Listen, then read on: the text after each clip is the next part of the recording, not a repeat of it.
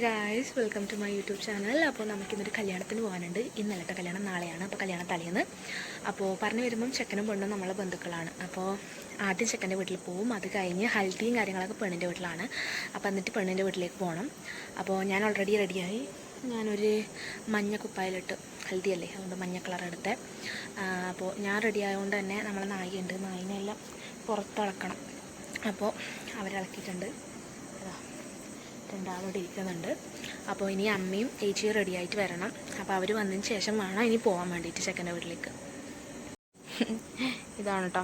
അപ്പോൾ ഞാൻ അവിടെ പോകുന്ന കുറച്ച് നോക്കിയെന്ന് ഒരാളവിടെ ഇരിക്കുന്നുണ്ട്, ഒരാൾ എവിടെയുണ്ട്. അപ്പോൾ നമ്മൾ ഇറങ്ങി.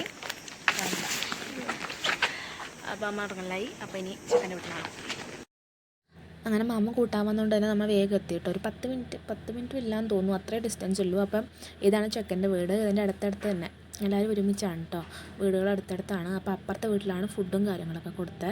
വലിയ ചടങ്ങൊന്നും ആയിരുന്നില്ല. ഒരു 50 to 60 മെമ്പേഴ്സ് ഉണ്ടായിരുന്നു തോന്നുള്ളൂ. എനിക്ക് കറക്റ്റ് കണക്കും കാര്യങ്ങളൊന്നും അറിഞ്ഞില്ല.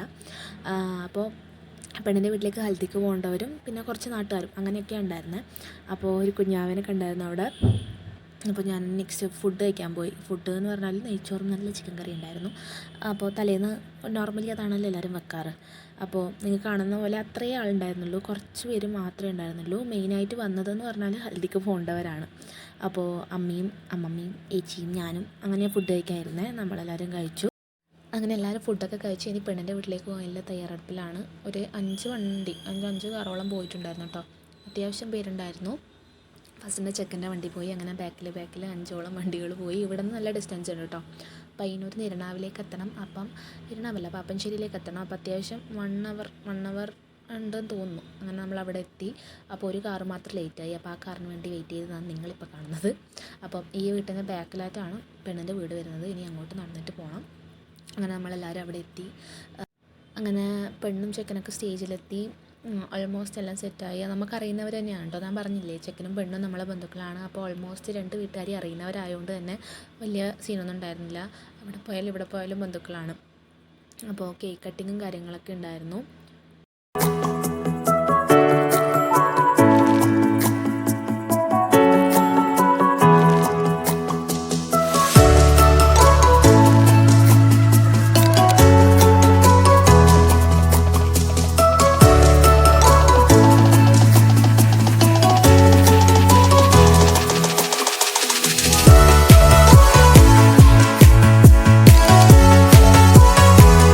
അങ്ങനെ ഹൽദീൻ്റെ കേക്ക് കട്ടിങ്ങും വീഡിയോഗ്രാഫിയും അങ്ങനെയുള്ള പരിപാടികളൊക്കെ കഴിഞ്ഞു. ഓൾമോസ്റ്റ് ഒരു 12 മണിയായിട്ടാണ് കഴിയാൻ വേണ്ടിയിട്ട്. അപ്പോൾ തിരിച്ചു പോകാൻ വേണ്ടിയിട്ട് നമ്മൾ ഈ കാത്തിക്കുന്നതാണ്. അപ്പോൾ അവിടെയുള്ള സ്വീറ്റ്സും കാര്യങ്ങളൊക്കെ നമ്മളെടുത്ത് കഴിച്ചു. അപ്പോൾ ഒരുപാട് കുട്ടികളുണ്ടായിരുന്നു കേട്ടോ. അവിടെയും ഫുഡ് ഉണ്ടായിരുന്നു, അവിടെയും ബിരിയാണി ഉണ്ടായിരുന്നു. അപ്പം ചെക്കൻ്റെ വീട്ടിൽ നിന്ന് കഴിക്കാത്തവർ ഇവിടെ വന്ന് കഴിച്ചു. അപ്പോൾ അവരെയും കൂടി വെയിറ്റ് ചെയ്തിട്ട് എല്ലാവരും കൂടി ഒരുമിച്ചാണല്ലോ ഇറങ്ങൽ, അതിന് വേണ്ടി കാത്തിക്കുകയാണ്. അപ്പോൾ കുറേ കുട്ടികളുണ്ടായിരുന്നു കേട്ടോ നമ്മളൊന്നിച്ച്. അങ്ങനെ ഓൾമോസ്റ്റ് പരിപാടിയും കാര്യങ്ങളൊക്കെ കഴിഞ്ഞ് എല്ലാവരും ഇറങ്ങലായി. അപ്പോൾ നാളെ ഇനി കല്യാണത്തിൻ്റെ വ്ളോഗും കാര്യങ്ങളൊക്കെ ഇടാം. അപ്പോൾ ഓക്കെ ഗൈസ്, ബൈ.